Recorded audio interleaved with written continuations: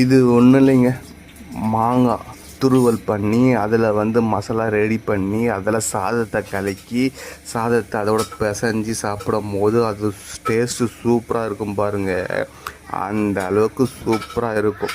இதில் வரமிளகா, கருவேப்பிலை, கடலப்பருப்பு, கடுகு, எண்ணெய் ஊற்றி தாளித்து அதுக்கப்புறம் பார்த்திங்கன்னா இந்த மாங்காய் துருவலை நம்ம பண்ணிகிட்ருக்கோம். சரிங்களா?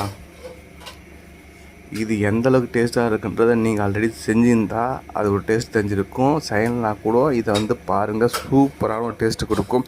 பசங்களுக்கு லஞ்சு பாக்ஸுக்கு இது தான் நம்ம சாதத்தோட கலக்கி கொடுக்குறோம். அது பசங்க ரொம்ப விரும்பி சாப்பிடுவாங்க. மாங்காய் புளிப்பு தன்மை இருக்கிற தொட்டு அது மாங்காவை நம்ம சேர்த்துக்கிறதுக்கு இந்த தாளிப்பு நல்லா சூப்பராகவே இருக்கும். நல்லா ட்ரை பண்ணி பாருங்கள், நீங்களும் சாப்பிட்டு பாருங்கள். பாய்.